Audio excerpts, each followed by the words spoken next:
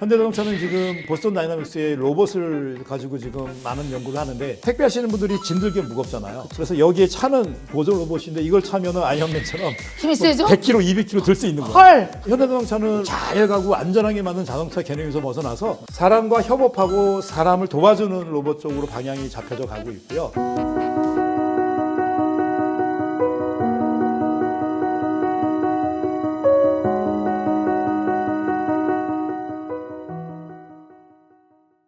자, CES를 보면 미래가 보입니다. 근데 참 CES 이번에 가기 무진장 어려웠었죠. 누구는 목숨 걸고 갔다 왔다 그래요. 오미크론 때문에.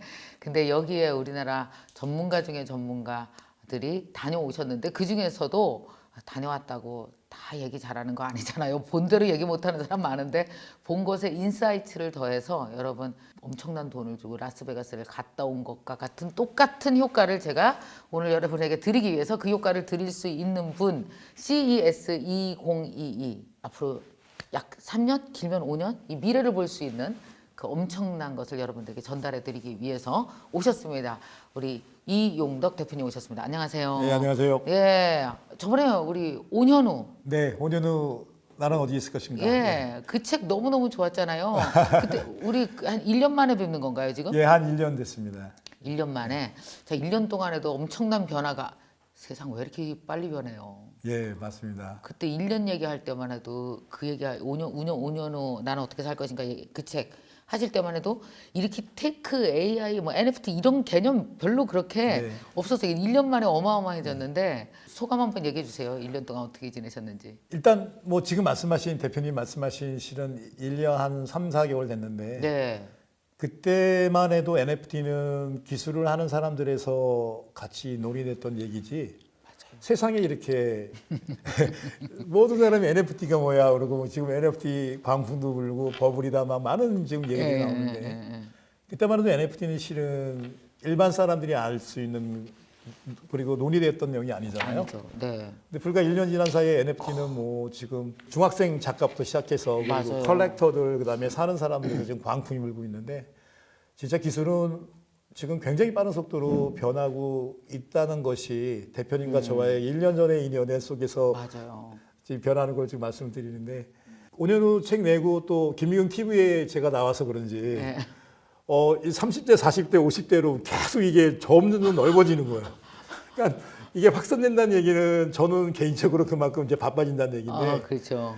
지금 30대, 40대, 50대 특히 이제 뭐 명예퇴직으로 나오신 분들 아직까지 왕성하게 하실 수 있는 분들도 이제 지금 저희들 80세, 100세까지 사는 인생인데 그분들이 지금 되게 공헌이 많으세요. 그래서 요즘엔 중장년층도 제가 코칭해드리고 얘기도 들어드리고 그리고 그분들도 다시 새로운 일을 시작하려는데 네. 도움도 드리고 있고 그래서 아무튼 뭐 정신없이 그리고 의미 있게 바쁘게 지내고 있습니다. 바로 우리 이용덕 대표님 바쁜 이유가 바로 여기에 있는 것 같아요. 왜냐하면은 사실 CES라는 게 일반인, 이거 뭐 가전쇼, 뭐 라스베가스 그 뭐 일반적으로 좀 앞서가는 테크 기업들이나 나가는 거지 일반인이 이걸 왜 알아야 돼라고 하지만 사실 지난 1년 동안 테크를 모르고 나서는 창업도 못하고 미래 설계도 할 수 없는 지경으로 와버린 거 맞는 거죠. 네, 맞습니다.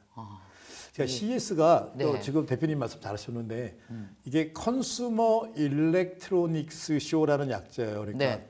가전 쇼예요. 네. 가전 제품 기술 전시회로 시작한 게 맞아요. 네. 55년 전에. 네. 근데 2010년 이후에 CES도 이제 혁신의 변화를 시작을 해요. 왜냐하면 이제 AI나 많은 기술들이 지금 같이 융복합이 되고 그리고 특히 기술 넌 IT 기업들, 기술이 아닌 일반 그런 기업들이 이제 기술을 융복합하면서 변해가는 작업들이 이루어지고 그 변해가는 작업들이 네. 기업의 내일의 성공을 보장하는 그리고 성공을 위해서 달려가는 작업들이 이루어지면서 이제 CES도 예전에는 이제 가전쇼였지만 가전제품은 이제 다른 기술과 같이 융복하게 되면서 CES 자체가 이제 혁신의 기술을 보여주는 그런 기술 발표회로 가야겠다라고 변화를 시작했는데요. 한 예로 세계 최대의 모터쇼가 어디라 생각하십니까? LA 모터쇼, 프랑크푸르트 모터쇼. 지금 세계 최대 자동차 전시회는 CES입니다. 자동차 전시회가 CES가 됐어요. 그러면 자동차가 가전이에요? 가전이 아니라 이제 융목합으로 모든 기술이 이제 한 자리에 CS에 모이게 된 건데 이겁니다. 지난 100년 동안 엔진 자동차는 LA 모터쇼나 프랑크 모터쇼가 이끌어 왔어요. 다 모터쇼가 했죠. 예. 근데 자동차는. 2015년, 16년, 특히 2015년에 테슬라 S가 네. 이제 전 세계 10만 대가 팔려요. 앨런 머스크가 하는. 그러면서 이제 전기차가 이제 기존의 엔진차와 다른 이제 IT라는 개념, 소프트웨어 플랫폼이라는 개념으로 바뀌면서 아, 오케이. 이제 자동차 회사들이 오토쇼가 아니라 전 세계 IT나 기술들이 집약된 CES로 오기 시작을 해요. 올해 CES 2022에 가장 하이라이트를 받았던 업체 중에 하나가 우리 대한민국의 현대자동차입니다. 그랬어요? 근데 현대자동차는 네. 현대자동차 자동차 전시를 하나도 안 했어요. 자동차 전시회인데 자동차가 없었어요? 네. 지금 기술의 융목함을 가지고 미래를 이끌어가는 그 모습이 그게 가장 잘 드러난 부분인데 자, 이번 CES 2022에 현대자동차 정의선 회장이 그 스팟이라는 그 로봇 개입니다. 로봇 개를 끌고 키노트 무대에 올라왔어요. 오. 그리고 보여주는 장면들이 메타버스의 미래를 보여줍니다. 그러면서 강의 키노트 맨 마지막 이런 말씀을 하십니다. 이제 우리 현대자동차의 미래는 메타 모빌리티 테크놀로지 전문 기업으로 변화로 거듭날 겁니다. 하고 얘기 나와요. 이제는 메타 모빌리티. 네, 메타 모빌리티. 이제는 지금 이 시대가 향후 5년, 10년을 끌어갈 네. 그 원동력은 이제 기술의 융합이고 아이디어의 융합이에요. 네. 그래서 자동차라는 그 엔진 자동차라는 이제 그 자동차는 직접 제조, 생산, 판매했던 것이 이제는 단순히 이동 수단의 단계를 넘어선 거예요. 아, 그럼 어떻게 되나요? 이제 그동안의 엔진차는 이동 수단이었지만 네. 지금의 이제 모빌리티라 부르는 건 뭐냐면 네. 이동 수단은 기본 베이스에 거기서 어떤 가치, 어떤 경험을 만들어 갈 건 거예요. 그걸 융합 복합하면서 융복하면서 메타버스 도입을 하고 그리고 그리고 그 많은 기술들이 융복하면서 이제는 경험으로 주는 가치의 미래를 제공하는 게 이제 미래 기술의 방향이 이번 C에서 연연히 나온 거예요. 그럼 예를 들면 아침에 일어나서 내가 차를 그 차와 연결되는 행위 자체가 바뀌겠네요. 주차장 가서 뭐 이걸 혼자서 부릉부릉하고 네. 가다가 가스 스테이션에서 뭐 그 뭐야 기름 넣고 가고 이게 아니고 뭘 이렇게 냉장고에서 나 어디 갈 거야 이렇게 누르면 막 와. 그러면 내가 탔는데 자동 지정돼서 어디론가 가. 그러니까 꼭 소유가 아닐 수도 있고 굉장히 여러 가지 맞습니다. 개념이 바뀌겠네요. 현대자동차가 이제 영상을 하나 발표했어요. 영상, 그리고 어떤 키노트를 거예요? 발표했는데 이제 이거예요. 거실에 예. 이제 그 아주 아름다운 이제 그 할머니라 말씀드리겠지만 좀 나이 많이 드신 저라 그럴게요. 저의 10년 후 예, 막 있어. 나이 많이 드신 승려분이 앉았는데 거동이 불편하세요. 거동 불편한 건 싫은데. 그 스마트폰을 딱 그래요. 열었어. 예. 스마트폰을 열어서 열었어. 이제 열어. 그 지팡이를 딱 클릭을 하니까 스마트폰에서 지팡이를 클릭했다고요? 예, 오케이. 걸으시는데 지팡이가 필요하세요. 오케이. 근데 그 P&D, 그러니까 플러그 앤 드라이브라고 네. 이제 그 모빌리티의 이동 수단을 이제 작은 개체의 이동 수단을 만들었는데 그 이동 수단에 지팡이가 실려서 할머니한테 와요. 뚜루루루 자율주행으로 옵니다. 그 할머니가 지팡이 들고 일어섰어요. 오케이. 그 어디 가려는 목적지를 입력해 놓으니까 한 사람이 타는 조그만 그 개인 운송하는 이제 비클이 와요. 예, 오케이.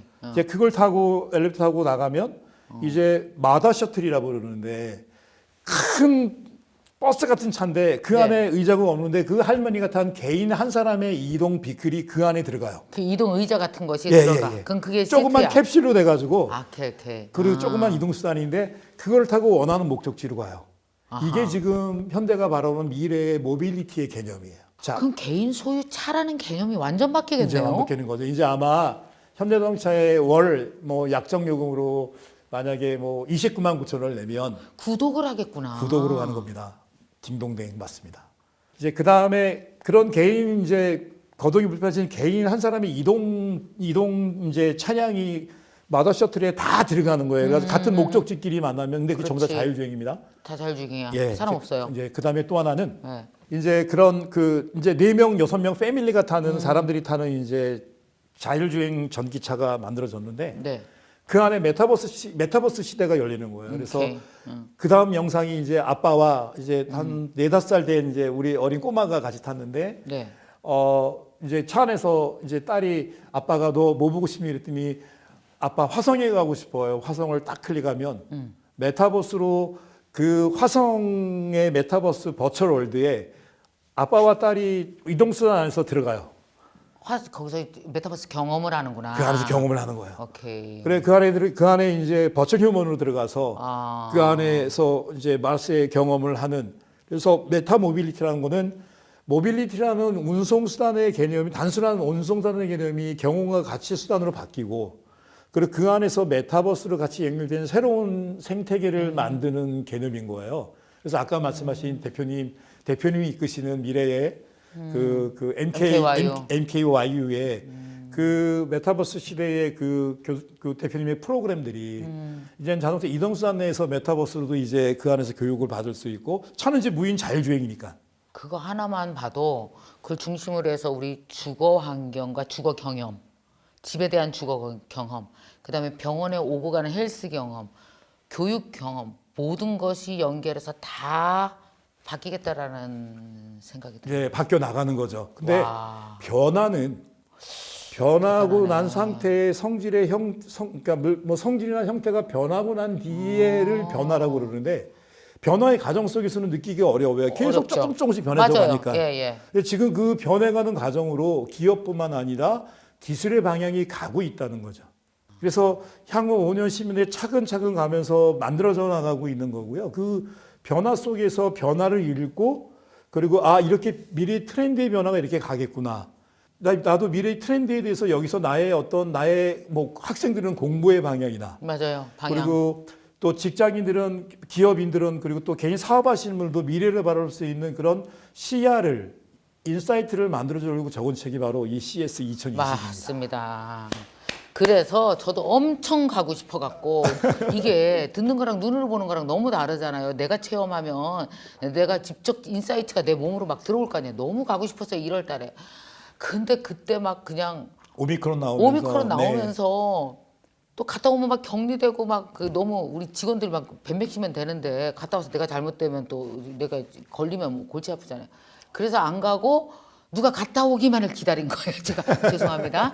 그래서 누가 갔다 오나 그랬더니, 근데 제가 경험으로 어떤 게 있냐면요, 여행도 꼭 안 갔다 온 사람처럼 말하는 사람이 있어. 다 봤는데도 못 본 것처럼. 어떤 사람은 봤는데 그걸 남이 안 갔다 온 사람에게도 제대로 전달하는 사람이 있어. 이게 차이가 되게 크거든요. 그래서 이용덕 대표님이 갔다 오셨다고 하길래 아유 됐다, 그럼 안 가도 되겠네. 근데 그리고 오시게 CS는 됐죠. 올해 2,100개 업체가 참여를 했는데, 네. CS에 실제 가면 뭐 전시장도 워낙 큰 데다가 실은 그 전체를 이해하기는 되게 어려워요. 네. 그래서 관심 있는 분야에 가서 이제 변화의 느낌을 현장에서 네. 이제 몸으로 직접 체감하고 그런 것들은 굉장히 중요한 거라 저는 말씀을 드려서 네, 맞아요. 드리고요.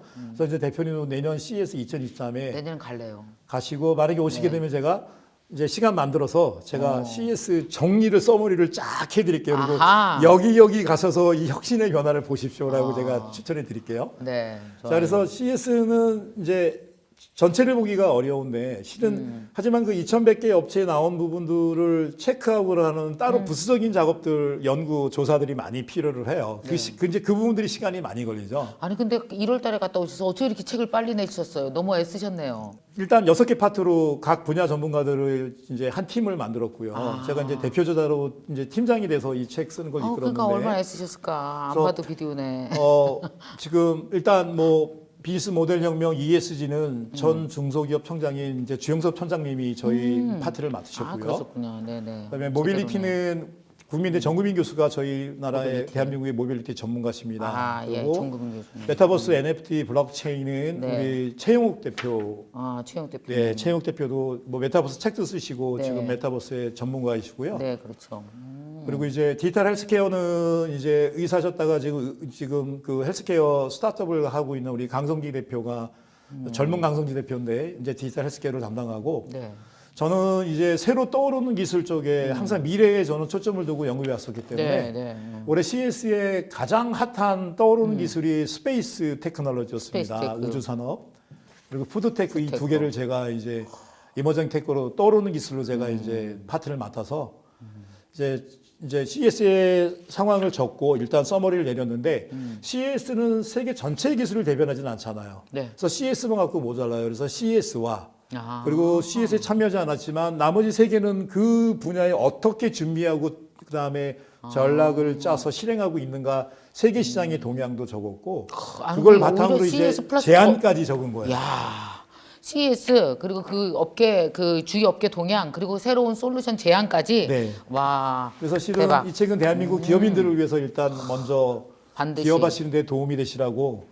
제가 이 책을 그 다 못 읽고 3분의 1 정도를 읽고 왔거든요. 근데 앞에만 딱 읽는데 이 CES 그 리뷰를 5개의 키워드로 정리를 딱 해 네. 주셨잖아요. 그래서 또 대표님 오시니까 이 푸드 테크랑 스페이스 테크가 뭔지 너무 궁금해서 봤는데 와, 이 책은 정말 야, 한번 그 책값 얼마 안 하잖아. 한번 책 얼마 22,000원. 푸드를 읽고 나면은 CES 한번 갔다 오는데 비용 얼마 들죠?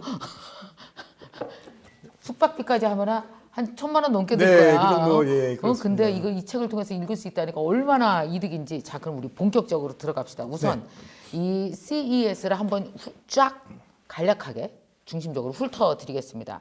CES 2022년 오버뷰에 이렇게 써 있습니다. 경계는 무너진다. 그리고 주류와 틈새가 뒤집힌다. 이것만 봐도 어마어마한 확신인데 키워드 5개가 있어요. 네. 이거 좀 설명해 주시죠. 먼저 업계가 종말, 그리고 업계의 종말, 경계의 붕괴. 이건 네. 어떻게 설명할 수 있을까요? 제가 전통적으로 자동차를 만드는 회사였고 네. 그리고 미래는 여전히 자동차를 만들 거다라는 그 업에 나의 본인의 업의 종말을 오고 있음을 이제 말씀드린 건데 네. 이제 현대자동차도 마찬가지로 이제 업의 종말입니다. 현대자동차가 보스턴 네. 다이나믹스라는 전 세계 최고의 로봇 회사를 인수를 해서 현대자동차는 지금 그 로봇 그 보스턴 다이나믹스의 로봇을 가지고 지금 많은 연구를 하는데 네. 그 중에 특히 제가 지금 그 눈여겨보고 있는 거는 그 이제 보조 로봇인데 그 택배 하시는 분들이 짐들게 무겁잖아요. 그래서 여기에 차는 보조 로봇인데 이걸 차면은 아이언맨처럼 힘이 세죠? 100kg, 200kg 들 수 있는 거예요. 헐! 그래서 다리에도 차고 팔에도 차고. 그래서 그런 이제 지금 로봇의 방향은 이제 사람과 협업하고 사람을 도와주는 로봇 쪽으로 방향이 잡혀져 가고 있고요. 그 방향이 코로나 때문에 더욱더 그렇게 됐는데, 그래서 이제 현대자동차는 로봇과의 결합이에요. 그리고 이제 메타 모빌리티라는 이제 자동차를 잘 가고 안전하게 만든 자동차 개념에서 벗어나서 나서 이제 메타 모빌리티라는 테크 기업으로 거듭나겠습니다 하고 발표한 것도 지금 경계가 무너진 거 말하고요. 네. 이제 뭐 자동차 나온 하나 더 소니 자동차 말씀드릴게요. 네. 2020년에 2년 전에 소니가 네. CES 전시장에 가전제품을 하나도 전시를 안 했어요. 어. 그리고 메인홀 한가운데 전기차 하나를 전시했어요. 그때 소니는 뭐라고 얘기를 하냐면 그래서 사람들이 기자들이 소니에게 그래 너 전기차를 이제 만들고 생산하겠다는 얘기냐 그랬더니 소니가 뭐라고 하냐 우리는 자동차 회사가 아닌데 자동차 안에서의 소니의 모든 가전 기술을 집어넣어서 경험을 극대치하고 게임도 하고 그걸 하겠다라고 얘기했거든요. 근데 올해 2022년 올해 CES의 소니는 그 차의 또 모델을 또 전시를 했는데 그게 비전 S라는 모델인데 네, 네. 뭐라고 하냐면 저희를 올해 상반기에 전기 자동차 회사를 만들어서 전기 자동차를 생산하겠습니다. 라고 발표했습니다. 자동차 회사도 아닌 데가. 이제 전기 자동차로 이제 경계가 무너지고 옮겨가겠다는 얘기입니다. 그래서 지난 2년 동안 전기 자동차를 2020년에 발표하고 조사를 해보니까 이제 전기 자동차의 미래를 보고 이제 회사가 전기 자동차로 소니의 가전제품에서 이제 넘어가는 부분을 보여주는 게 바로 이게 업의 종말, 경계의 붕괴를 말하는 겁니다. 참 이게 되게 재밌는 게 자동차는 그동안 엔진이었잖아요. 모터였잖아요. 근데 이게 전기로 오고 나니까 이게 꼭 자동차 회사가 아닌 아닌 업계들도 전통 자동차 기업이 아닌 데들도 이 테크를 가지고 다 들어올 수도 그래서 있는 전기 자동차 건가요? 베이스의 소니의 모든 가전에서 게임에서 재밌다. 얻은 기술을 경험치를 극대화하고 그러니까 엔터테인먼트 비클 자체가 엔터테인먼트 자동차로 만들어서 자율주행으로 가니까 그 안에 소니의 모든 엔터테인먼트에서 얻은 그 경험을 극대치한 생태계를 만들고 그리고 이제 자동차는 단순한 이동수단이 아니라 이제 뭐 NKU에 있는 그 학생들이 차 움직이면서 김희영 대표님 수업도 듣고 거기서 같이 그 뭐야 커뮤니티도 하고 이제 비디오로 연결해서 대화도 나누고 그런 시대가 온다는 얘기죠. 그래서 업계의 종말을 간적으로 말씀드리는 게 바로 그 얘기입니다. 그러네요. 어떤 업계는 종말과 동시에 경계가 무너지면서 그래서 다른 것과 정리되는 콜라보레이션해서 새로운 것이 찬성되고 실은 지금 그런 일들이 벌어지고 지금 있어요 지금. 벌어지고 있어. 왜 벌어지냐면 그 이유가 네. 바로 미래입니다. 아, 지금까지 잘 꾸렸던 내 기업의 미래를 네. 지금 그 기업의 미래를 위해서 기업이 이제 새롭게 변화의 과정을 네. 기술과 융합을 해서 네. 변모해 나가는 과정을 지금 저는 보여주고 있다 생각합니다. 그래서 2023년, 2024년, 향후 2, 3년 현대자동차가 말한 그 메타모빌리티 변화가 로봇과의 연계를 어떻게 변해가는가? 소리 자동차가 전기차 회사를 만든다고 그랬는데 실제 쟤네들이 변화가는 걸 보면서 우리는 가고 있는, 그리고 이것만 알아도 트렌드를 이렇게 바뀌어가는 기업의 노력과 도전이 실제 이루어지는 걸 보면서 이 트렌드가 가는 거구나. 그럼 이 트렌드 속에서 내가 생각해야 될 것, 내가 미래를 준비해야 될 것을 돌이켜 볼 수 있는 거죠. 맞아요. 그래서 트렌드라는 부분이, 미래의 트렌드가 지금 되게 중요한 이유가 우리 인간은 전부 다 미래를 위해서 살고 있잖아요. 근데 네. 미래를 알기는 어렵습니다. 실은 내일 일도 모르는데. 네. 하지만 기술의 트렌드와 그 트렌드를 향해서 도전하는 수많은 기업들의 변화의 과정을 목격하면서 우리는 그 트렌드가 점점 현실화될 수 있을 거라는 확신이 생기면서 나의 변화도 시작이 될 수 있겠죠. 맞아요. 야, 저는 정말 자동차만 하더라도 이게 그냥 자동차 우리가 생각했던 엔진 차에서 이게 테크 모빌리티, 엔터 모빌리티, 뭐 컨텐츠 모빌리티, 익스피리언스 모빌리티 막 변해가면서 이게 우리가 근데 사실 생산하는 사람도 공부해야 되지만 누려야 되는 사람도 공부해야 되지 않아요? 그죠? 그래서 트렌드에 조금만 관심을 가지면 네네. 이제 그 변해가는 과정을 보면서 이거 재밌겠다, 이거 좋겠다 이렇게 아이디어가 나오는 거겠죠. 네, 좋습니다. 꼭 자동차 업계에 계신 분들이 아니더라도 이 자동차 업계에 우리가 뭐 엔터로 참여하거나 에듀케이션으로 참여하건 뭐든지 우리가 여기 컨텐츠로 참여가 다 연관이 돼 있잖아요. 우리 다 우리 어떻게 움직여야 사니까 어떻게 움직일 거에 대한 것이 또 그렇게 변해가고 집도 그렇게 많이 변해간다고 키워드에 써 있어요. 집은 어떻게 집이 돼요? 많이 변했어요. 네. 실은 제가 2020년 CES를 끝나고 네. 스마트홈, 근데 저는 스마트홈이라 강의를 안 하고 AI홈의 시대가 열렸다라고 실은 CES 다녀와서 강연을 했었어요. AI 홈. 예. 네. 근데 코로나 때문에 지난 2020년, 2021년 집 자체가 어마어마한 변화를 거듭하게 되면, 왜냐하면 맞아요. 코로나 때문에 이제 집에 머물게 됐잖아요. 네. 그러면서 이제 집 안에서 모든 걸 하게 되고 학교가 집 안으로 들어오고 맞아요. 회사가 집 안으로 들어오고 그다음에 이제 피트니스 센터가 집 안으로 들어오고 그리고 이제 식당에 가서 음식을 못 먹으니까 이제 음식 산업 자체, 음식도 집 안으로 들어오고 식당도 집 안으로 들어오는 거예요.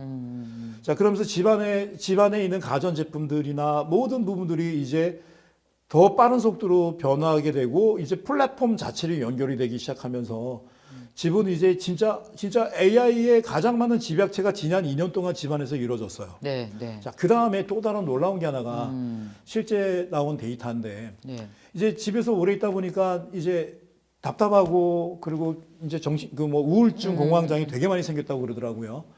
그러다 보니까 또 다른 이제 놀라운 변화가 이제 집에 오래 있다 보니까 밖에 쇼핑할 때 샀던 명품보다 이제 명품 소파, 명품 침대, 좀 더 편안하고 안락한, 그래서 좀 더 프리미엄 레벨의 가전 제품, 가구들, 퍼니처의 그 판매량이 급증을 했습니다. 맞아요. 그래서 프리미엄으로 가는 그 역할 중에 기술이 도입된 부분들은 더욱더 그렇죠. 지금 가속화됐고요. 네. 그리고 집안에 있는 이제 제품들이 이제 IoT로, 인텔리전 IoT로 전부 다 연결이 되면서 이제 사물과 사물이 데이터를 주고받고 그 데이터 주고받은 게 사람에게 다시 데이터가 오고 같이 이제 그런 공유하는 데이터, 그러니까 사물과 사람이 대화를 하는 그런 기술의 환경이 집안에서 만들어진 거예요. 네.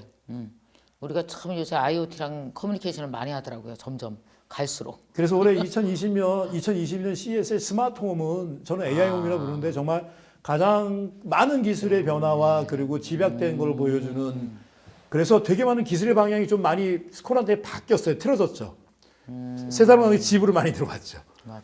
그래서 우리 삼성은 집에서 하는 협업 로봇들, 그래서 컬래버레이션 로봇들도 삼성이 지금 로봇에 엄청나게 많은 개발을 하고 있고, 그다음에 이제 메타버스로 집사를 만들어서 모니터에 AI로 그 집사가 모든 스케줄을 관리해주고 대화를 나누고, 집사에 얘기하면 집사가 뭐 가스 뭐 전자레인지든지 냉장고든지 모든 걸 컨트롤하는 그런 기술도 이번에 발표가 됐고요. 그러면 현대도 많이 변하겠지만 삼성도 많이 변하겠네요 앞으로. 저는 올해 CES에서 우리 대한민국 업체의 미래를 좀 봤습니다. 실은 원래 4,000개 이상의 업체가 참여하기로 됐었는데 네, 네. 작년 12월부터 오미크론이 확산되면서 2,100개 업체 50%가 참여 업체가 줄었어요. 그래서 혹자들은 업체가 줄어서 CES 시들시들했다 그러는데 실은 하지만 그들은 참여는 안 했지만 온라인으로 그들의 기술을 다 발표를 했거든요. 네, 네, 네. 근데 이제 2,100개 업체 중에 놀랍게도 대한민국 업체가 500개 업체가 참여를 했어요. 우리 4분의 1이었어요. 그래서 어마어마하다. 농담으로 어떤 얘기 나왔냐면 그 라스베가스에서 야 이거 CES가 이게 한국 기업 발표회네라는 농담이 할 정도로 한국 사람이 그렇게 많고 한국 CS 기업도 아니고 많았습니다. 코엑스 아니야 이거 코엑스. 맞아요. 그런 다음에 또 하이라이트를 현대자동차 하이라이트 받았죠. 그 다음에 삼성도 받았죠. LG도 받았죠. SK도 받았죠. 두산도 받았죠. 그리고 우리 국내 기업들이 키노트부터 시작해서 되게 많은 하이라이트를 받았어요. 네. 그리고 전 시장도 삼성, LG 가장 크고, 뭐 LG는 아니 삼성도 가장 크고, 그리고 가장 그 많은 미래에 대한 그 ESG에 대한 그 다음에 라이프의 밸류를 추구하는 그런 기술의 또 융합 이런 부분을 워낙 잘 리드를 해서 또 국내 스타트업뿐만 아니라 그래서 네. CS에서의 우리 대한민국 기술 기업으로서 기술 국가로서 위상이 올라가고 있구나라는 걸 느낄 수 있었습니다. 네, 네, 네. 자 그러면은 그 좀 그다음 하나하나 좀 들어가서요. 메타버스는 앞으로 어떻게 진행이 될까요?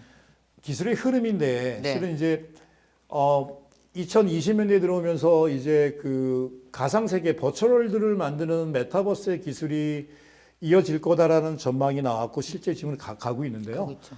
메타버스를 아주 그냥 초등학생도 알아들 정도로 제가 쉽게 말씀을 드리면 지금 저희는 온라인 플랫폼에서 살고 있잖아요. 네, 그렇죠. 온라인 생태계가 우리는 지금 2D예요. 2D죠. 실은 메타버스를 정말 쉽게 얘기하자면 3D 온라인 플랫폼 생태계를 만든다는 얘기입니다. 3D 그래픽으로. 네, 네. 네. 그래서 3D 그래픽을 다른 말로 바꾸니까 가상세계예요. 네, 근데 메타버스는 실은 그 가상세계는 실은 게임에서 이미 10년 전부터 왔잖아요. 그래서 네. 게임으로 만든 게임 플랫폼들이 메타버스 플랫폼으로 빨리 갈 수 있는 이유가 그래서 로블록스나 제페토가 그 이유였었고요. 그래서 3D로 만드는 가상세계를 만드는 플랫폼은 지금 나가는 방향입니다. 네. 자, 그럼 이제 메타버스 세계가 3D로 만들어지는데 네. 그러면 2D하고 다른 게 뭐냐면 2D는 우리가 각자의 사람들이 들어가서 경험을 못 했잖아요. 네. 그래서 가상세계는 이제 3D로 만들어져 있으니까 거기에 우리가 들어가서 이제 경험을 제공할 수 있는데 저희는 못 들어가니까 네. 그래서 들어가는 게 흔히 말하는 예전에는 2D에서는 아바타라고 그러지만 네. 메타버스 세계에서는 뭐 버추얼 휴먼, 메타 휴먼이라고 부릅니다. 그래서 저희의 버추얼 휴먼이 들어가서 그 버추얼 휴먼이 메타버스 세계에서 저를 대신한 제2의 나예요. 네. 그래서 저는 메타버스가 2025년 정도 가면서 이제 되게 많은 이제 활성화가 될 거라 생각하는데 그 활성화 됐을 때 이제 모든 사람들은 제2의 나를 같이 이제 함께 하는 세대가 올 것 같아요. 네. 그래서 제2의 나는 버추얼 휴먼으로 메타버스 가상세계에서 활동할 나를 대신해서 그리고 제2의 나인 버추얼 휴먼과 저는 끊임없이 교신을 커뮤니케이션을 합니다. AI로 했든 텍스트로 했든 네. 보이스로 했든 그렇죠. 그래서 나를 대신해 메타버스에서 제가 오늘 출근을 하는데 오늘 시간이 없어요. 네. 근데 그 MKYU에 제가 듣고 싶은 클래스가 있었어요. 아침에 제 버추얼 휴먼에게 이제 용덕이에게 용덕2 오늘 1시에 MKYU 들어가서 MKYU의 클래스 듣고 나한테 그 클래스 내용들 서머리에서 나한테 얘기해줘 하고 저는 가서 일 봤어요. 저녁에 와서 야 용덕2 오늘 MKYU 수업 어땠어? 아 오늘 이거 이랬고 이런 내용들이 주키 포인트고 이런 부분이 되게 중요한 시사점입니다. 얘기하고 강연 자료 PDF 파일로 저한테 핸드폰으로 보냈습니다. 이 세계가 열리는 거예요. 쇼핑도 대신해주고. 쇼핑도 대신해주고요. 그래서 이 세계가 열려서 지금 제2의 나라는 버추얼 휴먼이라는 거는 저는 그래서 그게 이제 그 부분이 활성화되는 기폭제가 2025년 후에 이제 블록체인 기술이 이제 본격적으로 확산될 거라 얘기를 해요. 그래서 블록체인 기반 후에 메타버스가 올라가고 제2의 나가 들어가면 우리 2D에서는 모든 온라인 플랫폼은 이제 본격적으로 이제 시작이 된다라고 생각을 해서. 나와 같은 아이디가 그럼요. 동시에 블록체인 상에 그래서 생기는 거니까요. 제2의 나가 블록체인 상에서 저 대신 그렇죠. 페이먼트하고 물건을 사고. 왜냐면 블록체인은 분산형 탈중앙화 맞아요. 시스템이기 때문에 모든 그 거래 자료나 모든 부분의 그 시큐리티나 그 신뢰가 보장된 플랫폼이잖아요. 그렇죠. 그래서 그 안에서 이제 주고 신뢰. 이제 돈 대신 주고받는 게 이제 그 안에 쓰여지는 흔히 말하는 이제 디지털 화폐, 디지털 크립토 커런시로 그렇죠. 거래가 될 거고 메타버스 안에서 전시되거나 주고받는 모든 컨텐츠는 NFT로 되겠죠. 될 겁니다. 실은 작년 11월 1일부터 4일까지 뉴욕에서 NFT 컨퍼런스가 국제회의가 열렸습니다. 네네네. 약 5천 명 이상이 참여를 했는데 저는 그때 이제 인터넷으로 들어가서 4일 동안 이제 조사를 했는데 계속 하루에 한 4시간에 6시간씩 참여하고 이제 했는데 저는 그 4일 컨퍼런스 끝나고 제가 딱 느낀 게 있었어요. 예. 아, 컨텐츠의 미래가 보였어요. 이제 모든 메타버스 상에서 가상세계 상에서 이루어지는 컨텐츠들은 NFT로 5년, 10년 후에 가겠구나. 그럼 NFT로 가면 그 NFT의 보장, 나의 기술, 나의 NFT의 그 컨텐츠를 보장하는 게 바로 디지털 프로퍼티. 네. 우리 IP라고 그러잖아요. IP. 예. DP가 중요한 시기에 오겠구나. 아, 그러면 내 후배들, 변호사 애들 DP 전문가 지금부터 시작해라고 얘기해 주겠구나. 그래서 저는 작년에 그 11월에 NFT 컨퍼런스에서 올해 NFT 컨퍼런스에 저는 시간이 되면 꼭 가고 싶어요. 다시 11월 달에. 네. 컨텐츠의 미래가 NFT로 간다는 제가 많은 얘기는 들었지만 확신을 얻은 계기였었습니다. 네. 그랬더니 올해 CES에 처음으로 메타버스 블록체인 NFT가 나오고 전시가 된 거예요. 그래서 사실은 메타버스 안에서는 NFT 그 블록체인 기반 위에 내가 가지고 있는 아까 디지털 프로퍼티 DP를 그 NFT로 보장받고 그걸로 거래되어지고 거기서 막 가상화폐라든지 이런 새로운 경제 생태계가 만들어지고 보이는 건 메타버스에서 그렇죠. 우리가 어떤 디지털 휴먼으로 버추얼 휴먼으로 활동하고 이런 새로운 세계 하나가 지금 서서히 만들어져 가고 있는 거예요. 그리고 지금 NFT가 이제 만들어져 가는 거에 시도를 하는 거죠. 이렇게도 될까? 그렇죠. 이렇게도 해볼까? 많은 시도가 이루어지고 있죠. 시도가 이루어지고 있고 버블도 이루어지고 사실입니다. 시는 맨 처음에 이제 그 민팅한 다음에 드랍했는데 네. 드랍 가격이 지금 한 2주 사이에 뭐 50% 70% 떨어진 사례도 나와요. 맞아요. 근데 실은 저는 이렇게 생각을 해요. 새로운 거 하나 도입을 하려면 거기에 따른 폐단이나 그런 룰이 항상 나오면서 그런 나와요. 자충들을 겪으면서 개선되어 나가는 거고요. 맞아요. 이제 도입 단계에서 흔히 일어나는 도입에서 나오는 상황들이 문제라서 얘기 안 하기 상황들인 거고요. 맞아요. 요즘의 상황은 상황입니다. 네, 맞아요. 그리고 상황을 볼 수 있는 식견을 조금만 가지고 있으면 그렇죠. 그게 내가 나의 삶이나 어떤 또 때로는 NFT 투자, 나의 투자에 도움이 되는 건데 그래서 트렌드라는 부분을 말씀드린 거고 블록체인이 활성화되면서 NFT는 더욱더 안정적으로 신뢰라는 망에서 사용될 수 있을 거라 생각을 해서 저는 블록체인은 신뢰라 얘기를 해요. 저도 그래요. 맞아요. 제가 되게 공부하면서 메타버스, 블록체인, NFT 이 세 가지가 어떻게 어우러지고 우리 삶을 바꿔나갈지에 대해서 공부를 해야 되는데 그래서 항상 제가 우리 NKTV 구독자분들께 말씀드리고 제가 요즘에 이 책도 소개하지만 레벨업이라는 프로그램을 있거든요. 새로 만들었어요. 거기서 이제 새로운 테크를 계속 소개해드리면서 미래가 어떻게 변할지 소개해드리고 있는데 그 이유가 아무리 생각해도 1, 2년 후에 한꺼번에 공부하려면 너무 양이 많을 것 같은 거예요. 변화가 너무 많아서 그래서 지금부터 매주 쪼개서 공부하자라는 개념인데 이렇게 제가 잘 레벨업에 나가서 제가 잘하는 분야의 미래 기술 제가 가서 말씀드려야 되겠는데요. 네, 맞아요. 레벨업 해야 돼요. 자, 이건 또 정말 나이가 많은 사람들한테도 너무너무 관심이 있을 것 같습니다. 예, 헬스케어 부분 이미 또 이 변화도 엄청 시작되고 있죠, 그죠? 이제 크게 이제 두 가지로 나눌 수 있어요. 네, 이제 헬스케어는 일단 코로나 생기면서 이제 병원이 못 가고 그러니까 지난 2년 동안 굉장히 많이 변한 부분인데 네. 이제 자가 진단이에요. 일단 먼저 내가 이제 오늘 기침이 많이 나와요. 네. 그러면 진단을 이제 손쉽게 병원에 안 가고 할 수 있도록 일단 먼저 자가 진단을 할 수 있는 분야에 지금 되게 많은 이미 변화와 발전이 이루어져 가고 있어요.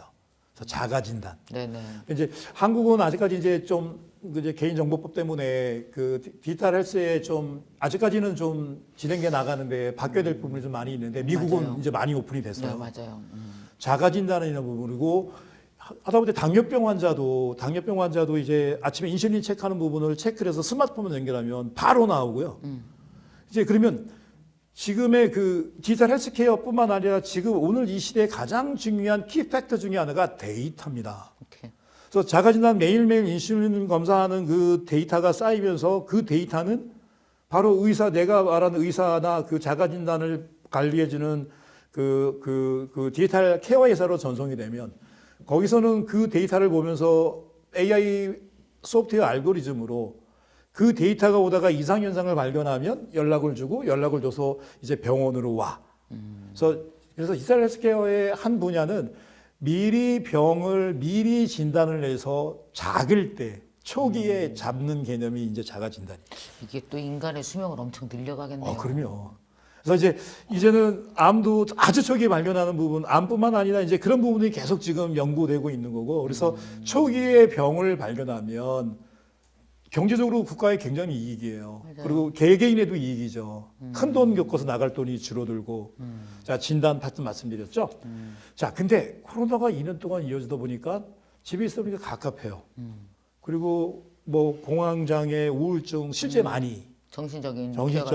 그래서 이제는 테라피로 가는 거야. 이렇게. 그래서 치유로 나가는 이제 부분의 디지털 헬스케어가 이제 프로그램들이 만들어지고 그리고 이제 디바이스들이 만들어서 치유가 지금 제공되고 있는 기술이고요. 이제 또 다른 하나는 이제 건강 관리예요. 네. 그래서 이제 디지털 헬스케어 중에 스포츠 테크라는 용어가 생겨났습니다. 네. 피트니스 센터가 집으로 들어왔어요. 자, 그래서 요가를 합니다. 그러면 이제 미러 자체가 그 요가 매트면 이제 저를 비춰지면 그 미러 그 거울 자체가 그 모니터예요. 그래서 네. 거기에 내가 원하는 요가 자세를 클릭하면 그 요가 자세와 나의 자세가 틀려지면은 인공지능 알고리즘이 틀려진 부분에 삐삐삐 해가지고 요 왼팔 더 올려. 왼쪽 무릎 더 굽히세요. 그래서 그런 것처럼 집에서 이제 건강 관리를 할 수 있는 이제 피트니스 센터나 필라테스나 요가나 오케이. 그런 부분들이 집으로 들어왔어요. 그래서 디지털 헬스케어는 진단과 치유, 그 다음에 네네네네네. 건강 관리, 이 크게 보면 세 가지로 나눌 수 있겠죠. 이 분야가 지금 계속 발전돼 나가고 있습니다. 자, 그러면 디지털 헬스케어에 각 집에 놓아 있는 모든 이렇게 뭐 자전거 타는 기구라든지 이것도 사실은 어찌 보면 기구가 아니고 IoT네요. 예, 그래서 다 연결되어 예전에는 있는 스마트. 지금 말씀하신 대로 자전거 머신을 집에서 했잖아요. 네. 근데 지금 자전거 머신은 이제 이거예요. 그러니까 오늘 2시에 여의도에서 잠실 종합운동장까지 이제 자전거 레이스합니다. 그리고 이제 참여하세요. 그러면 뭐 그 멤버십 있는 사람들은 참여하면 앞에 모니터가 있어요. 그렇죠. 그 100명, 200명, 300명이 참가하는 거예요. 그럼 그 앞에 코치가 타고 가면서 막 신나는 음악 나오고 제가 몇 등으로 22등, 50등으로 하는 게 다 보여요. 그러다 코치가 이용도 고객님 지금 20등에서 70등 쳐줬어요. 자, 앞으로 고고고 하면서 막 같이 이렇게 콜라보하면서 하는 그 부분들이 지난 2년 동안 IoT의 기술과 맞죠. 그다음에 IT 기술의 융복합으로 지금 만들어진 거잖아요. 그렇죠. 그래서 그날 운동이 딱 끝나고 화면에 딱 뜹니다. 오늘 운동량, 칼로리량, 심장 박동수 짝짝짝짝짝 나오는 거예요. 재밌네요. 이게. 근데 안 타요. 그럼 3일 뒤에 스마트폰 삥삥삥. 그렇죠. 왜 안 타? 뭐해? 건강 관리해야지. 잔소리하고. 아유, 어마어마한 것들이 변하고 있네요. 진짜 이 모든 것들이 저는 꼭 헬스 부분만 아니라 많은 산업 분야에 다 이렇게 대단한 인사이트를 주는 것 같아요. 이 헬스케어가 이렇게 집에서 이룰 수 있다면 에듀케어 부분도 집에서 얼마든지 이런 식으로 나만의 코치를 갖고 네. 다 같이 움직여줄 수도 있겠구나라는 생각이 자, 듭니다. 에듀 테크놀로지는 이제 에듀 테크놀로지는 이미 줌이라는 어떤 비디오로 집에서 이제 했었잖아요. 지금 에듀 테크놀로지의 지금 하나의 중요한 포인트가 나온 게 뭐냐면 네. 이제 줌으로 온라인으로 이제 수업을 해요. 그래서 이제 교육이라는 정보를 전달하는 거는 이미 생태계 완전 만들어져서 그렇게 이용하고 있잖아요. 네. 근데 이제 학생들에게 교육이라는 부분을 전달까지 됐는데 전달만으로 끝나지 않는 게 교육인 거예요. 그렇죠. 그래서 근데 이제 예전하고 달라진 게 뭐냐면 학교에서 수업을 들으면 네. 이제 그 교육이 이제 잘 받아들여서 공부를 이해를 한 학생과 이해를 하지 못하고 한 학생의 비율이 5대였다면 네. 이게 이제 코로나 때문에 집에 머물면서 수업을 하다 보니까 이게 그 교육의 내용을 이해하고 그 이제 자기 거로 만들어진 학생의 비율이 점점 좁아지는 거예요. 적어지는 거예요. 그렇죠. 상위 1, 20%밖에 그리고 나머지 7, 80%가 교육에 이제 소외와 열애를 당하기 시작하는 거예요. 이 소외의 열애 파트가 이게 기술로서 풀어야겠다라고 접근하는 거예요. 교육의 질을 높이는 방법을 어떻게 할 건가. 그래서 거기에 로봇들을 저 수업 끝난 내용을 그 로봇을 사면 그 수업의 로봇으로 IoT로 연결이 돼가지고 로봇을 통해서 계속 재반복, 재학습하게 만들고 그리고 그 로봇의 어떤 뭐 이제 사람 이미지 인식하는 AI 기술을 집어넣어서 저 녀석이 제대로 공부하나 안 하나 그리고 틀어만 놓고 방에 나가나 안 나가 방에서 틀어만 놓고 이제 엄마한테 잔소리 안 들고 나갔나 이런 분이 도입되면서 교육의 질을 올리기 위한 작업들이 지금 스타트업들이 그걸 보고 지금 만들어 나가는 겁니다. 그래서 교육의 전달이라는 부분에 에듀 테크놀로지와 그 다음에 교육을 받고 난 뒤에 그 교육의 질을 특히 학생들 실은 코로나는 우리 학생들 되게 힘들게 만들었어요. 맞아요. 초중고 학생들 하루 종일 방에서 4시간, 6시간 그 컴퓨터 모니터로 수업을 듣는다?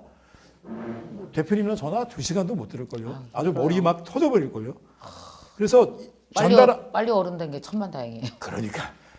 그래서 아이고. 전달하는 것과 그다음에 네. 전달 후에 그 본인 것으로 이해 숙지를 만드는 부분이 테크놀로지로 지금 해결하는 접근들이 어떻게 보면 새로운 비즈니스의 기회죠. 네. 그런 작업들이 이루어지고 있습니다.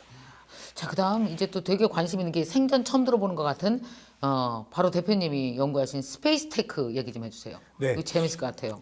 CS가 네, 올해 주목할 만한 4가지 기술을 발표했는데 네, 네. 그 4가지 기술에 스페이스 테크가 처음으로 들어갔어요. 어허. 자, 지난 55년 CS 역사상에 스페이스 테크놀로지 우주 기술 쇼가 열린 거예요. 네, 그 라스베가스 가운데 가면 그 전시관 사이에 센트럴 광장이라고 있는데 네. 그 센트럴 광장에 그 좀 약간 생소한 그 3층 높이의 커다란 거대 부스가 만들어졌는데 그 거대 부스의 회사가 바로 시에라라는 스페이스 테크놀로지 회사였고요. 그 안에 우주 왕복선의 축소형 모델을 전시를 했고 네. 그 다음에 또 다른 전시 하나가 뭐냐면 우주에서 사람이 살면 살 네. 집을 모듈 맨션을 전시를 했고 그 다음에 이제 우주정거장 같이 우주에 이제 상업 복합 기지를 만드는 그 오비탈 리프라는 그 상업 비즈니스 파크를 만들어서 이제 그 3가지에 대한 기술을 전시를 했어요. 네. 우주는 실은 뭐 아시는 것처럼 우주에 대한 도전은 워낙 많은 자금과 인원이 들어가기 때문에 실은 지난 50년 이상 각국 정부 주도하에서 이루어졌었는데 네. 여기에 어마어마한 혁신의 변화가 불었습니다. 그 네.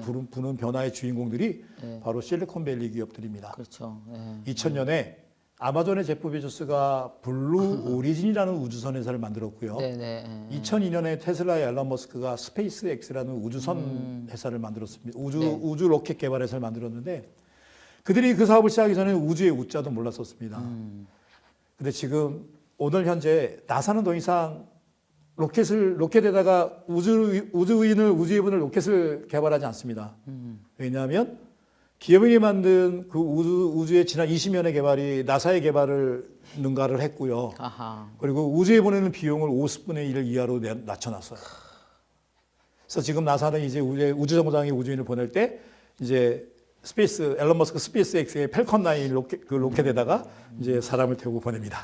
옛날에 우주는 다 국가 거라고 생각했는데 이게 민간으로 되어 와버렸네요. 민간 기업이 주도하고 있습니다. 민간 기업이. 야. 그래서 민간 기업이 주도하다 보니까 기업인들이 지도하는 것들이 지금 이제 가속이 붙는 거예요. 그래서 지금 나사는 이제 민간 기업들로 커뮤니티를 만들어서 공동 연합 프로젝트를 진행하면서 그들의 연구 개발비를 지원해주고 그렇게 지금 연합체로 지금 구성해서 지금 나가고 있습니다. 이 스페이스가 비즈니스에서는 어떤 기회와 미래가 있는 거죠? 그 2040년에 스페이스 비즈니스의 시장은 약 $1 트리리언, 1,200조 원 시장이라 지금 예상을 하고 있는데 그 환경이에요, 관광이에요, 뭐예요? 그러니까 스페이스는? 말씀드릴게요. 그게 일단 궁금해요. 우주 비즈니스는 크게 2가지로 나눠져요. 네. 그러니까 스페이스 포 글로벌 이코노미, 그러니까 지구를 위한 우주 비즈니스는 위성을 쏘아 올리고, 아하. 그 다음에 인공위성 서비스하고, 그 다음에 저기 뭡니까? 이제 그런 위성과 그런 지구를 위해 서비스를 하기 위해서 만들어진 우주에서의 그 테크놀로지가 하나고요. 두 번째는 우주에서 벌어질 우주 테크가 또 다른 카테고리입니다. 우리 인간이 만약에 화성에 갔다. 지금 앨런 머스크는 2035년에 화성에 첫 발을 내딛고 네. 그리고 2050년 이후에 화성에 100만 명 사는 기지를 건설하겠다고 얘기를 하는데 자, 그래서 지금 그 시에라가 발표한 게 사람이 우주에 나갔을 때 우주에서 어떤 집에 사냐 이거예요. 10년 전부터 연구 개발을 했고요. 그 우주에 사는 집은 좀 좁았고 협소하지만 그래서 그거를 모듈식으로 만든 맨션을 기술을 개발하는 걸 이번에 전시를 했고요. 그걸 라이프라 부르는데 그 우주 모듈 맨션은 자, 그러면 이제 생각해 볼게요. 달에다가 그 우주 맨션을 만들어요. 네. 대표님. 네. 그럼 우리가 여기 로켓으로 시멘트, 자갈, 그다음에 철근을 가져갈 거냐고요. 알겠죠. 아니겠죠. 우주에서의 벌어질 향후 30년, 50년 뒤의 비즈니스는 실은 대단한 모든 걸 새로 만들어야 돼요. 우리가 이 촬영하는 세트장을 만약에 우주에서 한다. 그러면 이제 새로운 상상력의 아이디어로 어떻게 만들어야 되냐 이거요. 그렇죠. 그래서 재료는 우주에서 날 비즈니스의 굉장히 미래에 중요한 비즈니스입니다. 그러네요. 재료. 그래서 그 모듈 맨션을 예를 들면 모듈 맨션의 벽은 우주에 집이 있으면 우주는 일단 수많은 방사선이 나와요. 그래서 방사선을 차단을 해야 돼요. 아 근데 왜 거기 살아? 여기 살면 되지. 난 그게 궁금하더라고요. 그거 왜 거기 살려고 그래요? 미래에 대한 도전입니다. 미래에 대한 도전입니다. 혹시 지구에 뭔 일 날까봐 그럴까? 라는 생각도 들더라고요. 재난 영화 보면서. 실은 그것도 하나가 될 수 있고요. 그리고 지구 온난화로 인해서 지구는 계속 지금 지구의 환경이나 이런 부분도 있고 그러다 보니까 이제 우주를 개척해서 우주에서의 이제 또 다른 내일을 기약하는 네. 목표이자 이제 어떤 도전이겠죠. 그 하늘에서 떨어진 로또라는 기사 혹시 보셨나요? 아니요. 그 달에서 운석이 떨어졌으면 그 운석 안에 네. 지구에서 갖지 못할 수많은 광물들이 들어가 있어요. 아하. 우주에 가서 그 광물로 채취해서 벌어질 수많은 그 자원들도 굉장히 좋은 미래의 비즈니스라 보는 거예요, 기업인들은. 그래서 우주에 가서 우주의 광물 채취. 그래서 뭐 그런 것도 되게 중요한 부분이고 그리고 거기에 새로운 어떤 주거지를 만든다라는 어떤 확장이라는 개념도 있을 거고요. 네, 네. 재밌네요. 스페이스 테크. 이거 이후에 또 그 대표님 말씀하신 게 푸드 테크가 있어요. 푸드 테크. 사실 우리가 이제 서스테이너빌리티가 너무 중요해졌잖아요. 이제 기후 환경 변화, 탄소 제로 뭐 여기에 기업도 ESG 뭐 관련되지 않은 기업은 한 군데도 없는 것 같더라고요. 지금. 일단 푸드테크는 그러니까 지난 우리 2000년의 인류의 역사가 네. 의식주가 가장 중요한 베이스잖아요. 네. 그 의식주 중에 뭐가 더 중요하냐 말하는 거는 좀 그렇지만 실은 그 우리가 먹는 식은 네. 인류의 생존에 가장 중요한 기본입니다. 그렇죠. 그리고 지금도 현재 전 세계 1억 8천만 명 이상이 기아에 허덕이고 있습니다.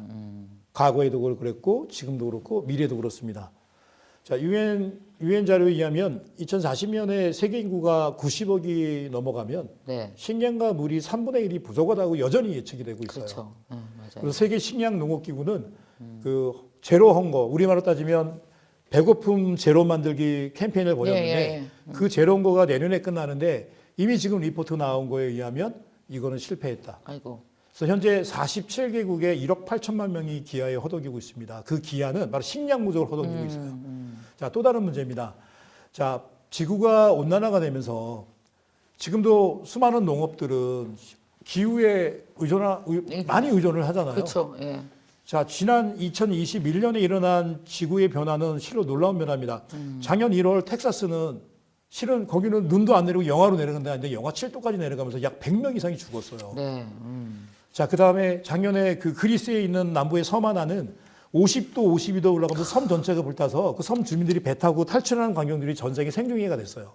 기후 난민이네요. 작년 겨울에 밴쿠버에 500년 만에 홍수가 났습니다. 그래서 지금 세계 곳곳에서 그다음 빙하가 녹는다는 얘기 나오고요. 그건 어마어마하죠, 진짜. 그래서 지구의 온난화는 그래서 지난 50년의 지구의 온도의 변화를 따져보면 지구의 온도가 1도에서 2도 올라갔다라는 부분이 나오고 그리고 그 지구 온난화는 실은 우리 인류에게 닥칠 가장 큰 우리 삶의 환경에 해를 끼칠 가장 실은 그 중요한 요소 중에 하나인 것 같아요. 네. 자, 그러면 현재도 잘 사는 국가야 잘 사는 사람들이 문제가 없겠지만 현재도 지금 1억 8천만 명의 그 세계 인구가 기아에 허덕이고 있고 식량 부족 허덕이고 있고 세계 인구가 90억이 넘어가면 3분의 1이 식량이 모자라고 예측이 나오고 있고 네. 그리고 지구는 온난화되면서 농업 환경은 계속 줄다 보니까 푸드테크는 이제 어느 방향으로 나가면 새로운 식량을 만드는 거에 포커스가 맞춰져 있는 게 하나의 방향입니다. 예전의 푸드 테크놀로지는 단위 면적당 얼마나 많이 수확하느냐. 지금의 푸드 테크놀로지는 어떻게 새로운 식량을 만드느냐인데 그 중에 하나 대표적으로 말씀드릴 게 제가 그 고기입니다.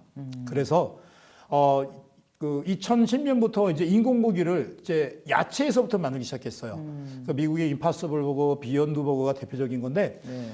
밀과 감자와 아몬드로 이제 인공고기를 만들었어요. 그리고 이제 우리 그 햄버거 패티 먹으면 육즙도 나와서 그 소고기 육즙을 똑같이 만들려고 코코넛 오일로 육즙도 만들었어요. 네. 심지어 냄새도 비슷해요. 그래서 이제 이제 야채로 만든 인공고기를 만들어서 지금 비욘드의 그 부분은 우리나라 동원 산업이 수입을 해서 팔고 그리고 뭐 버거킹이나 맥도날드도 막 팔고 미국의 1000개 이상의 레스토랑에서 고급 햄버거를 그 실제 네. 그래서 베지테리안용 비건용이 나온 거예요. 2019년에 이제 놀라운 일이 벌어집니다. 실리콘밸리의 푸드테크 회사는 어느 회사보다도 인공지능 회사하고 하이테크 회사예요. 네. 닭날개에서 세포를 추출해서 비커에 넣고 그 세포를 빨리 자라게 오케이. 하는 배양액을 개발했습니다. 3주 뒤에 비커 안에 닭고기가 만들어집니다. 그거를 배양육이라 부르기도 하는데요. 미국 애들은 뭐라 부르냐면 랩 그로운 미트라고 불러요. 랩은 레버러터리의 약자예요. 실험 연구실. 그로우는 자라다. 랩에서 미트는 자랐다고? 고기. 그렇죠. 실험실에서 자란 고기라 불러요. 그래서 이제 외국 기사 보다가 랩 그로운 미트 보시면 이거 세포를 배양해서 만든 배양육이구나 하고 이해하셔야 돼요. 자, 근데 미국의 마케팅 조사 리서치 업체인 AT커니가 2040년에 미래의 고기에 대한 시장 조사 보고서가 나왔는데 네. 자, 인공고기와 실제 축산 고기를 먹을 비율이 인공고기 60%, 축산고기 40%로 발표를 해요. 작년에. 자, 그 중에 인공고기 60% 중에 야채로 만든 인공고기 25%, 네. 배양육으로 만든 고기 35%. 오케이. 자, 아까 말씀드렸지만 내일 일은 아무도 몰라요 하죠. 하지만 2040년을 향해서 이제 인공고기가 푸드텍에서 실제 인공고기에 나가는 트렌드를 보여주는 거예요. 더 많을 수도 있고 적을 수도 있어요. 하지만 분명한 트렌드를 보여주는 거고요. 그래서 지금은 닭고기, 소고기, 돼지고기, 세포 추출할 수 있는 것들은 다 만들 수 있어요. 참치, 연어, 새우, 오징어까지. 그 맛과 품질 이런 게 되게 비슷하게 안 똑같죠? 똑같아요. 왜냐면 실제의 세포를 가지고 배양을 시켰으니까. 근데 지금 양산화가 안 됐어요. 왜 안 됐냐면 그 배양액을 만드는 데 들어가는 비용이 어마어마한 거예요. 비용 절감이 안 되는구나, 아직은. 그 비용이 안 돼서 지금 축산업으로 나온 고기와 경쟁력이 떨어지는 거예요. 그렇지. 근데 이스라엘에 있는 회사가 드디어 축산업과 같이 대등할 정도의 배양액을 정하는데 성공을 했어요. 야. 그 내용은 저 이 책에 자세하게 있으니까 보시면 될 것 같고요. 그래서 이제 1, 2년, 2, 3년 안에 이제 실제 배양육이 이제 우리 식탁 위에 우리나라에 있는 많은 그 뭐 이마트라든지 롯데마트에서 살 수 있는 시대가 곧 열릴 겁니다. 야채로부터 나오는 고기 고기도 실제 세포로부터 한 거 아니면 그럼 이제 갈수록 원래 전통적 축산이라고 우리가 생각해 왔던 것 실제로 고기를 도축을 해서 먹고 하는 거는 줄어들겠네요. 줄어드는 거죠. 자, 그래서 만약에 예를 들어서 제 아우가 강릉에서 이제 한우를 목장을 가지고 지금 있고 현재 하고 있어. 한우를 한서 판다 예를 들게요. 네. 그러면 제가 트렌드를 읽었잖아요. 아우에게 할 얘기가 뭐겠어요? 아우야, 10년 뒤의 미래를 보고 이제 좀 준비를 시작하자. 이걸 하면서 또 다른 준비를 하는 거죠. 이제 너의 이 부분은 이 부분은 이제 그 또 다른 가장 또 다른 이유가 바로 지구 환경 ESG인데요. 맞아요. 놀라운 자료입니다. 자, 이 책에 제가 자세하게 명시해놨는데 전 세계 운송에서 발출되는 그 온실가스 네. CO2가 6%에서 19%로 자료들이 예측이 나오는데 축산, 농업으로 나오는 CO2가 똑같아요. 어마어마하더라고. 깜짝 놀랐어요, 진짜. 그러니까요. 자, 그 말은 우리가 먹는 쌀과 소고기가 지구를 파괴하는 온실가스의 주범이라는 거예요. 소 한 마리가 태어나고 소 한 마리를 우리 식탁에 올리기까지 들어가는 거기에 들어가는 그 탄소 배출이 탄소 엄청난- 배출량이 그래서 축산업은 줄어들면 탄소 배출량이 혁혁히 줄을 수 있는 거예요. 자, 근데 그래서 운송선의 전기차로 계속 가는 이유가 그 이유고요. 네, 축산업에서 그래서 저는 배양육은 가는 트렌드인데 얼마만큼 많이 가고 적게 가고는 계속 지켜봐야겠죠. 하지만 분명히 축산업의 배양육은 가는 트렌드입니다. 그렇다면 이걸 그냥 뭐 배척하고 나 모른 척하고 나 몰라 할 게 아니라 지금 현재 축산업을 하고 계시다면 새로운 트렌드를 읽고 공부를 해나가면서 이제 고객에게 제공하는 가치가 달라지는 거죠. 그렇죠. 그죠? 준비를- 옛날에 이런 축산에서 실제로 고기의 가치였다면 이번에는 또 다른 고기는 고기인데 다른 그렇죠. 가치 준비를 하셔야죠. 미래에 대한 준비입니다. 미래에 대한 준비는 나를 위한 준비고 나의 가족을 위한 준비고 내 나라를 위한 준비입니다. 근데 이거 어렵지 않을까요? 이제 어렵죠.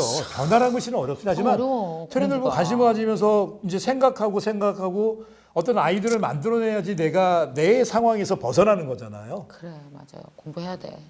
자, 공부 안 해갖고는 도저히 안 푸드테크 이제 또 되겠더라고요. 하나 놀라운 우리 얘기를 하나만 더 말씀을 드릴게요. 네네네. 대한민국 스타트업이 이번 CS 2022의 푸드 테크놀로지에 아주 굉장한 그 슈퍼스타 역할을 했습니다. 그랬어요? 그 중에 한 업체 얘기를 하나 할게요. 마찬가지로 아까 만든 그 센트럴 그 플라자 광장인데 한쪽에 부스가 있는데 수많은 미국인들이 쩝쩝 마시면서 원더풀 그리고 그래? 와, 먹었어요? 딜리셔스도 뭘 먹어요. 예, 예. 가서 보니까 종이컵 안에 짜파구리 아시죠? 짜파구리. 기생충 때문에 유명해진 짜파구리. 짜파구리에 닭고기나 연어가 올라오는 걸 먹으면서 맛있다. 짜파구리 최고다고 먹는 거예요. 예. 그래 그 음식을 만들어서 부스에서 이제 홍보용으로 제공한 그 회사의 부스가 비욘드 허니컴이라는 회사입니다. 그래서 비욘드 허니컴인데 비욘드 허니컴에 이제 그 AI 에브리웨어라는 게 있었는데 네. 짜파구리 주는데 AI 에브리웨어가 무슨 말일까? 인공지능으로 만든 여러 맛있는 음식을 이제 어디에서든 먹을 수 있다라고 슬로건을 걸었어요. AI. 자, 딱 가서 보니까 이제 뭐냐면 그 안에 디테일하게 나오면 이제 뭐냐 미슐랭 스타의 요리도 이제 여러분 집에서 조리해서 드실 수 있습니다. 라고 나와 있는 거예요. 어떤 IT 기업보다도 지금 현재 나와 있는 모든 AI든 모든 기술을 총 집합해서 만든 저는 정말 박수 쳤어요. 브라보.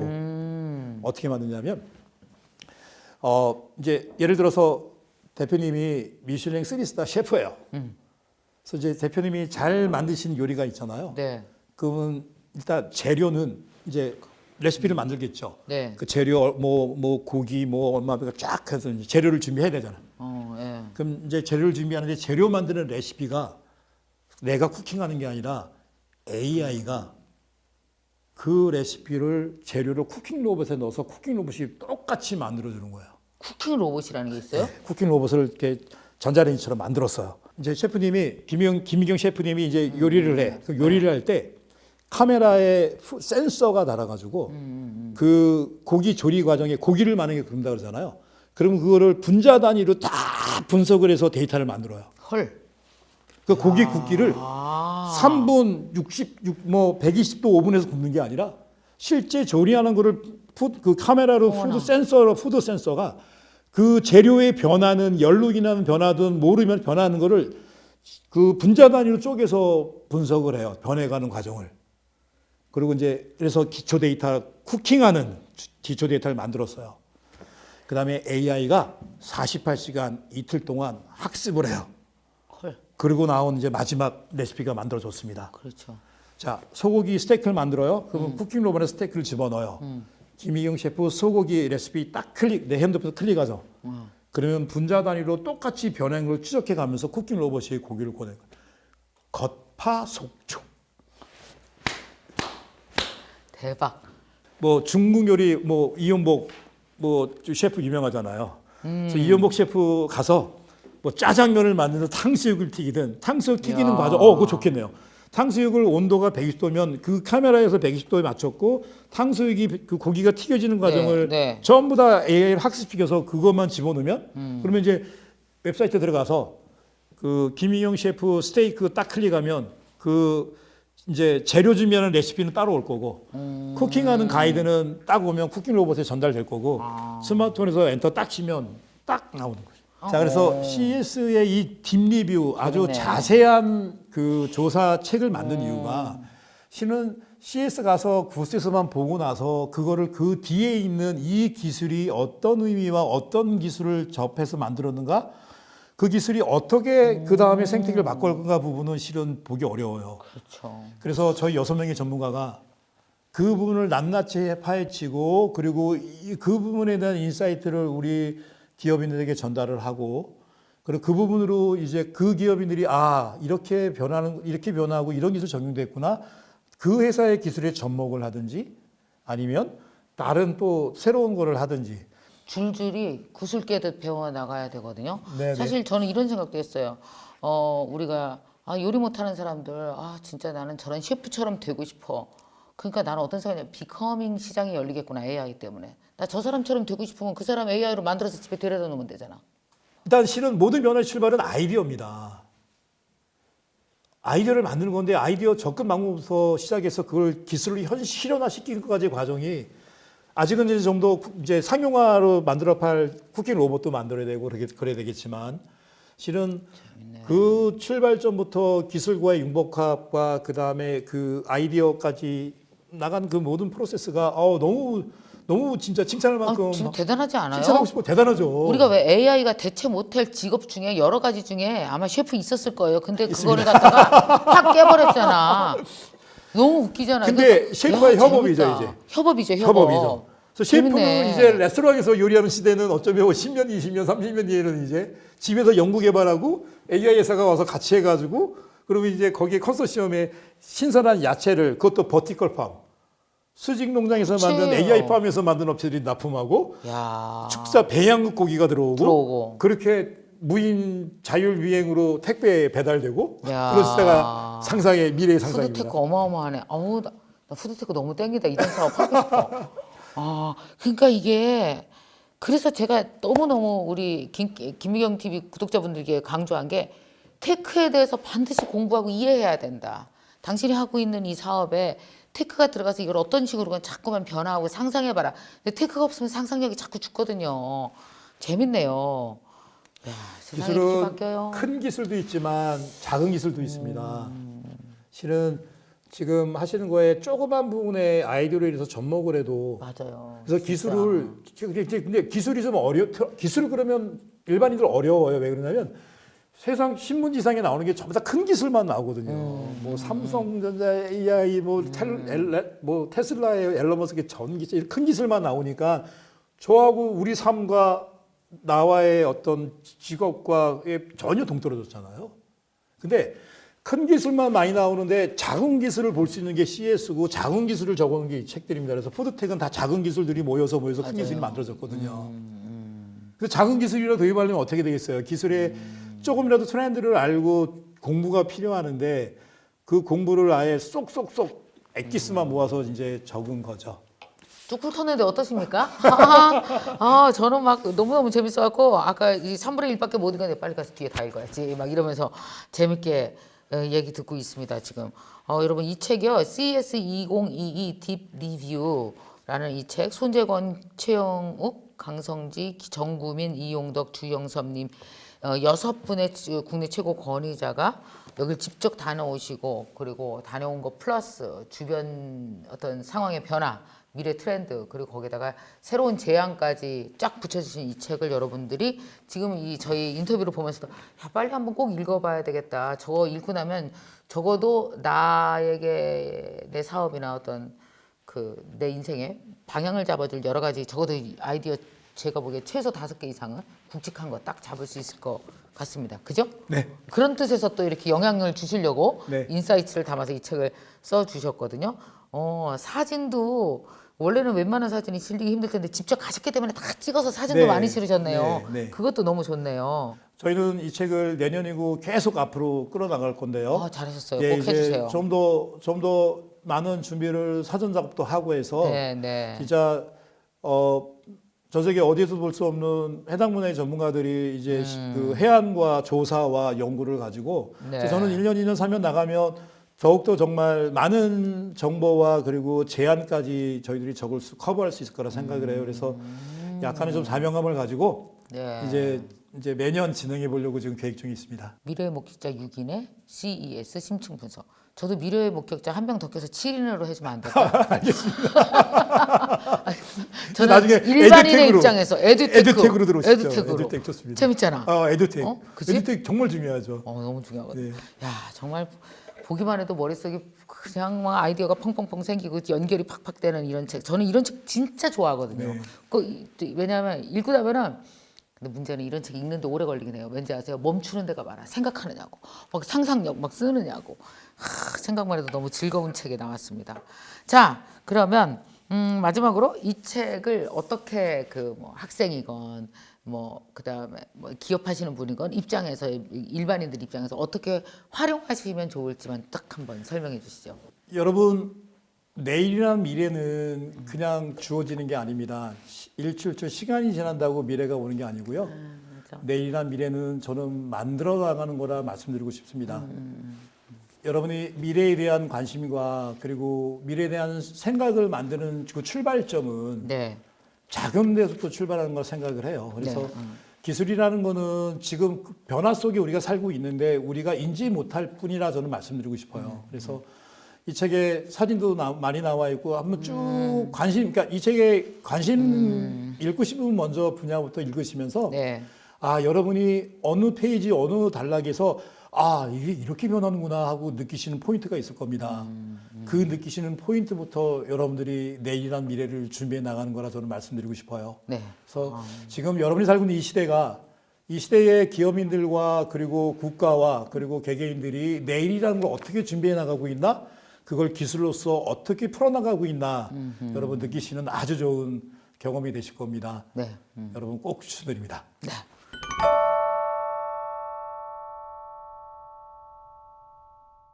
자, 그러면 이 책을 딱 귀한 책을 10분께 지금부터 나눔 이벤트를 하도록 하겠습니다. 자, 근데 이 책은 뭐죠? 요거는? 요거는 네.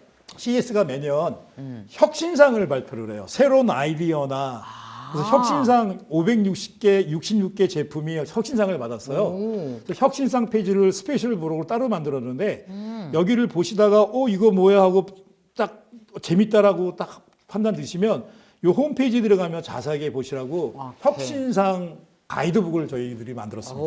이거는 이 책 사면 여기 이 책 없어요. 이 책은 어디서도 구하기 어려운 부록입니다. 그럼 이거 뭐 낀 거 들어가는 같이 거 아니야? 줍니다. 예. 초판 한정 대박. 그럴 줄 알았지. 네, 잘했습니다. 이거 너무 좋네. 이거만 봐더라도 네, 제가 거기서 요즘에 세상이 시간 날 어떻게 때마다 그거 보고 업체들 찾아 들어가서 얘네들 이렇게 만들었구나. 아이디어 재밌다. 좋다라고 제가 요새 느끼고 있어요. 이거 보고 여기 홈페이지 탁탁 들어가서 보면 네, 다 되겠네. 맞습니다. 찾아보면. 맞습니다. 이야, 재밌다 이런 거. 좋아요, 좋아요. 자, 이번 초판 한정입니다. 그래서 10분께는 이것도 같이 혁신상 566종 리뷰북도 함께 드리도록 하겠고요. 그리고 서점에서 이 책을 사시면 초판에 한해서만 이 부록이 나간다고 하니까 여러분 또 참고하시기 바랍니다. 자, 그러면 책 제목을 알아맞추는 나눔 이벤트 시작하도록 하겠습니다. 자, 책 제목이 약간 어려울 수도 있는데요. 정확한 제목을 써주시면 되겠습니다. 자, 책 제목은 과연 무엇일까요? 1. CS2022 딥 블루. 2. CES 2022 관람기. 3. 이 CS2022 찐 리뷰. 4. CES 2022 딥토크. 5. CS2022 딥 리뷰. 자, 이 5개 중에서 여러분 정답이 있습니다. 올려주시면 되겠습니다. 그 중에서 10분을 선정해서 첫 번째 2권을 드리겠습니다. 하나는 CS2022 이 책과 더불어서 그리고 혁신 CES 2022에서 혁신상을 탄 566종 리뷰북 부록 이건 비매품이거든요. 특별히 초판에만 나가는 것도 동시에 드리겠습니다. 자, 우리 이용덕 대표님 오늘 나와서 이렇게 CES 소중히 그 위험을 무릅쓰고 갔다 오신 걸 또 이렇게 책으로도 내시고 나와서 토크도 해주시고 짝짝 이렇게 엑기스만 알려주셔서 정말 감사합니다. 네, 감사합니다. 너무 도움이 됐어요. 오늘 고맙습니다. 네, 감사합니다. 네.